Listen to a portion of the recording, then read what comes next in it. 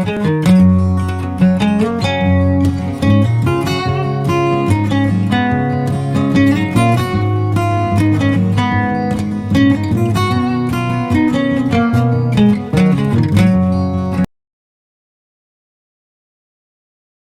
दोस्तों। NTA net में किसी विद्यार्थी ने का ये प्रश्न था कि उन्हें प्रोटोकॉल्स समझ में नहीं आ रहे हैं। तो आज का जो वीडियो प्रोटोकॉल्स को ही डेडिकेटेड कर देते हैं। प्रोटोकॉल्स मुझे लगा मैं इंडिविजुअल उन्हें समझाऊंगा, इससे बेटर है कि मैं कलेक्टिवली सभी को ये टॉपिक समझा दूं। शायद नहीं समझ में आया होता है तो प्लीज जो क्वेरी हो पूछ लिया कीजिए, अच्छा लगता है। प्रोटोकॉल्स, हालांकि प्रोटोकॉल्स जो हैं आपके एक ऐसे फिलोसफर हैं जिनको बाद के सभी फिलोसफर ने क्रिटिसाइज किया, चाहे वो प्लेटो हो चाहे एरिस्टोटल हो, जो भी हो, एक्सेप्टेबल ये था ही नहीं इंसान।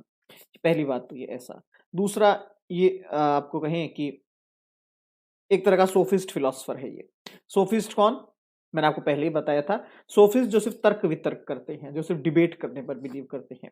और उसका भी इंटरेस्टिंग बात क्या कि ये लोग खुद को ही सही कहते हैं, दूसरे को सुनते भी नहीं है। तो वो था आपका प्रोटोगोरस, घूमने फिरने वाला व्यक्ति, बहसबाजी करने वाला व्यक्ति, नई नई फिलॉसफी देने वाला इंसान। इसी कुछ फेमस फिलॉसफीज है प्रोटोगोरस की, जिनके कारण इसको लोगों ने क्रिटिसाइज भी किया और जिसके कारण लोग प्रोटोगोरस को जानते भी हैं। पहला फिलॉसफी क्या था इसका? हालांकि मैं हमेशा ये कहूंगा कि प्रोटोगोरस के ऊपर काम नहीं किया गया, प्रोटोगोरस की बातों को इग्नोर कर दिया गया। वरना प्रोटोगोरस जो बातें कह रहा था वो बातें रियल में एग्जिस्ट करती है, उन पर कोई दो राय नहीं है। लेकिन ये वेस्टर्न वर्ल्ड है जहां पर अगर मुझे लगता है कि ये मुझसे पहले वाला कहीं ना कहीं अच्छा ज्यादा था तो उसको वॉश आउट करने की कोशिश की जाती है और सिर्फ कुछ कुछ बातें उसकी निकाल कर मॉडिफाई करके नई थ्योरी डेवलप करती जाती है मेरे नाम से। तो ये कॉपी पेस्ट का प्रचलन वेस्टर्न में या इंडियन में सभी जगह लगभग चलता ही है। तो पहला प्रोटोगोरस का फिलॉसफी क्या था? प्रोटोगोरस एक चीज हमेशा कहता था कि जो आपका दर्शन शास्त्र है, जो आपका फिलॉसफी है, उसका मोटिव क्या है। तो अलग अलग लोग अलग अलग बात कहते कि जैसे आपसे ही मैं पूछूं दर्शन का काम क्या है, what is the basic work of philosophy, तो आप कहेंगे सर फिलॉसफी जो है वो एकदम आइडल नॉलेज तक पहुंचने का काम करती है, पूर्ण ज्ञान तक पहुंचने का काम करती है। दर्शन जो है हमें अंतिम लक्ष्य तक पहुंचाने का काम करती है, जिसको कुछ लोग मोक्ष भी कहते हैं। इस तरीके से आप अलग अलग चीजें मुझे बताएंगे। प्रोटोगोरस क्या कहते हैं? प्रोटोगोरस कहते हैं फिलॉसफी कभी भी आपको पूर्ण सत्य या पूर्ण ज्ञान तक नहीं पहुंचा सकती, क्योंकि ये दर्शन का काम ही नहीं है। बात खत्म। दर्शन का काम किसी को पूर्ण सत्य तक पहुंचाने का नहीं है। सर ये कैसे पॉसिबल है? उसका प्रोटोगोरस ने जवाब दिया। प्रोटोगोरस ने कहा पहली बात, जिसको आप सत्य कह रहे हैं, जिसको आप ज्ञान कह रहे हैं, ये यूनिवर्सल नहीं होता, ये इंडिविजुअल होता है, ये पर्सन टू पर्सन वेरी करता है। मेरे लिए सत्य कुछ और है तो आपके लिए सत्य कुछ और होगा। मंदिर के बाहर जो भिखारी बैठा है उसके लिए सत्य है पैसा, जो पैसा देगा वो उसके ही गुणगान गाएगा, उसी को आशीर्वाद देगा। मंदिर के अंदर जो पुजारी बैठा है उसके लिए सत्य है कुछ और, जो भक्त मंदिर में गया है उसके लिए सत्य है कुछ और, जो वहां पर बैठ के फूल बेच रहा है उसके लिए सत्य है कुछ और। तो सत्य तो पर्सन टू पर्सन वेरी करता है। तो जब सत्य ही एक नहीं है, सत्य ही जब यूनिक नहीं है, सत्य ही जब यूनिवर्सल नहीं है, तो दर्शन उस सत्य तक कैसे पहुंचा सकता है आपको? पहली बात तो ये। ठीक है, इसी के अंदर उनका एक फिलॉसफी आता है क्या? यूनिवर्सलिटी। नॉलेज कभी यूनिवर्सल नहीं हो सकती, सत्य कभी सार्वभौमिक नहीं हो सकता, ज्ञान कभी सार्वभौमिक नहीं हो सकता। दर्शन का काम है केवल देखने की कला, दर्शन का काम है जीवन जीने की कला। जिसने जीवन देखा, जैसा जीवन देखा वो वैसी ही अवधारणा बना लेगा, वैसा ही कंसेप्ट डेवलप कर लेगा। एक व्यक्ति को लगता है कि दुनिया केवल उबड़ खाबड़ है क्योंकि वो पहाड़ों पे रहता है। एक व्यक्ति को लगता है दुनिया में केवल दलदल ही दलदल है क्योंकि वो पानी के बीच में रहता है। एक इंसान को लगता है दुनिया में केवल पेड़ पौधे हैं क्योंकि वो जंगल में रहता है। जबकि दुनिया कैसी है? दुनिया तो इन सभी का मिला जुला रूप है। लेकिन दर्शन का मतलब क्या हुआ? जिसने जैसा देखा उसने वैसा माना। तो प्रोटोगर्स कह रहे हैं कि फिलॉसफी आपको किसी अंतिम लक्ष्य तक पहुंचाने के लिए डेडिकेटेड नहीं है कि चलिए मैं आपको अंतिम लक्ष्य तक पहुंचाती हूं। फिलॉसफी जस्ट अ वे, ये तो एक रास्ता है।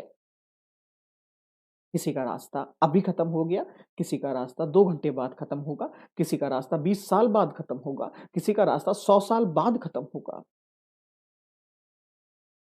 वो आपको गारंटी नहीं दे रही है कि मैं आपको अपनी मंजिल तक पहुंचा दूंगी, क्योंकि यहां तो सबकी मंजिलें ही अलग अलग हैं। यहां तो सभी की मंजिलें अलग अलग है। इसी के अंदर दूसरा लॉजिक देखिएगा प्रोटोगर्स का, कि लोग अपनी कंडीशन के अकॉर्डिंग, अपनी परिस्थितियों के अकॉर्डिंग, अपने जीवन की जो एग्जिस्टेंस है उनके आसपास चीजों का, उसके अकॉर्डिंग अपनी दुनिया को क्रिएट करते हैं। लोग अपने अकॉर्डिंग चीजों को क्रिएट करते हैं, या चीजों के अकॉर्डिंग अपने आप को क्रिएट कर लेते हैं। बस उनकी दुनिया इतनी लिमिटेड है, सीमित दुनिया है लोगों की। यहां प्रोटोवर्स आगे कहते हैं कि लोग जिन चीजों से खुशी प्राप्त करते हैं उनके लिए वो शुभ हो जाती है, और जिन एक्टिविटीज से उन्हें बुरा लगता है, दुख होता है, वो उनके लिए गलत हो जाती है। एक ऐसा व्यक्ति जो पशु प्रेमी है, एक ऐसा व्यक्ति जो एनिमल लवर है, उसे आप किसी कसाई की दुकान पर ले जाकर खड़ा कर दीजिए जहां पर जानवरों को काटा जाता है। वो व्यक्ति अंदर से हिल जाएगा कि ये तो राक्षस है, जानवरों को मार रहा है, बेवकूफ आदमी, इसको शर्म नहीं आ रही, बेचारे बेजुबान जानवरों को मार रहा है। अब उसी कंडीशन पे आप एक कसाई के बच्चे को खड़ा कीजिए, वो क्या कहेगा? वेरी गुड, ये काटेगा तभी तो हमारा पेट पलेगा, रात को पैसा भी तो चाहिए खाने के लिए। पिताजी अगर उस बकरी को नहीं काटेंगे, बकरे को नहीं काटेंगे, मुर्गे को नहीं काटेंगे तो हम खाएंगे क्या? एक घटना, एक इंसिडेंट किसी एक के लिए सही है तो किसी एक के लिए गलत है। इट मीन्स सत्य और असत्य, सही और गलत, क्या एक्सेप्टेबल है, क्या एक्सेप्टेबल नहीं है, ये कौन डिसाइड करता है? नेचर, प्रकृति, यूनिवर्सलिटी नहीं, इंडिविजुअल थिंग्स। व्यक्ति विशेष इस चीज का निर्णय लेता है क्या सही है और क्या गलत है। मेरे लिए जो सही है वो आपके लिए गलत है, जो आपके लिए सही है वो मेरे लिए गलत है। वही जो मैंने स्टार्टिंग में कहा, तो यही दुनिया में चीजें चलती रहती है।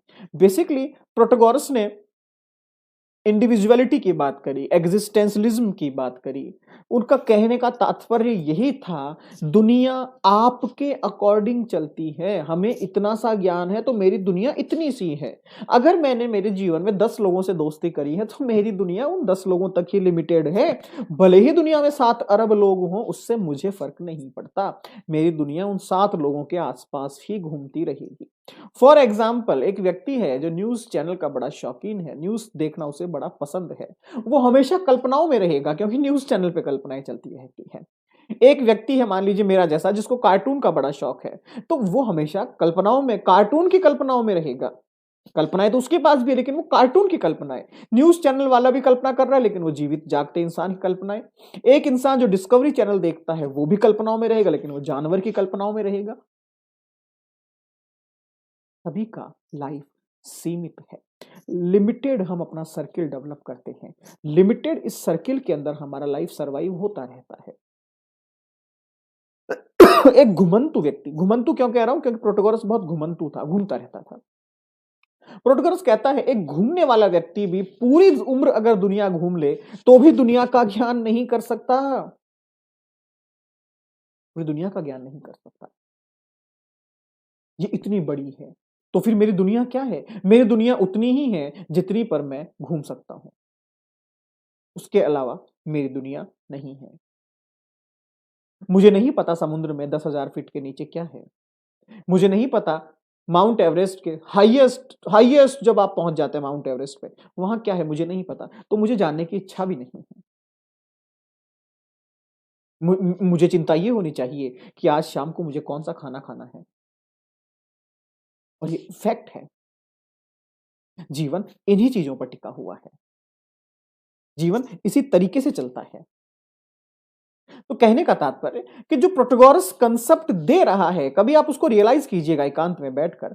क्या प्रोटोगोरस गलत कह रहा है? क्या प्रोटोगोरस रियलिटी नहीं शो कर रहा है? क्या प्रोटोगोरस कोई गलत बात कह रहा है जिसको हम डाइजेस्ट नहीं कर पा रहे हैं? नहीं, प्रोटोगोरस हर वो चीज कह रहा है जो एक फिलोसफर को पता होनी चाहिए, जो एक कॉमन मैन, आम आदमी, जिसको आप मैंगो मैन कहते हैं, उसे पता होनी चाहिए। और यही रीजन था प्रोटोगोरस को एक्सेप्ट नहीं किया गया, क्योंकि प्रोटोगोरस ने कोई बड़ा फिलॉसफी नहीं दिया, प्रोटोगोरस ने कोई बड़ा थ्योरी नहीं दिया। हमें लगता था कि प्रोटोगोरस तो ऐसे ऐसे बस फालतू बातें करता है। कभी आप कोशिश कीजिएगा कि मान लीजिए आपके पास एक सेब का बहुत बड़ा गार्डन है, सेब का बहुत बड़ा बागान है आपके पास, ठीक है? जहां पर सेब के 1000 पेड़ आपने उगा रखे हैं। उन 1000 पेड़ के बीच में अगर 10 पेड़ नीम के भी हैं तो कोई फर्क नहीं पड़ता, या फिर 10 पेड़ कोई जंगली पेड़ भी हैं तो आप कहेंगे चलो चलने दो, सरवाइव करने दो यार, कोई दिक्कत नहीं है। दूसरी कंडीशन में जहां पर आपके पास बहुत सारे जंगली पेड़ हैं जो खराब पेड़ हैं, किसी काम के नहीं है, उनके बीच में अगर सेब का पेड़ भी उग जाए तो आप क्या कहेंगे? अरे छोड़ो छोड़ो, सबको काट दो, छोड़ो, सब बेकार है, ये सेब भी नकली होंगे, छोड़ो। सोफिस्ट जो फिलॉसफी है, जो आइडियोलॉजी थी वेस्टर्न वर्ल्ड में, उसको एक्सेप्ट नहीं किया गया, क्योंकि ये लोग डिबेट किया करते थे, बहसबाज कहा जाता था इन्हें। ये गलत चीज पर अड़ जाएंगे और फिर किसी की सुनेंगे नहीं, ये गलत अप्रोच से काम करते हैं, इस तरीके से इनको इग्नोर कर दिया गया। इसी बीच अगर कोई प्रोटोगोरस जैसा फिलोसफर पैदा हुआ तो क्या कहा गया? कौन है? सोफिस्ट है क्या? छोड़ो छोड़ो, सोफिस्ट है ये तो, सुनना मत, सोफिस्ट है, पागल होते हैं ये।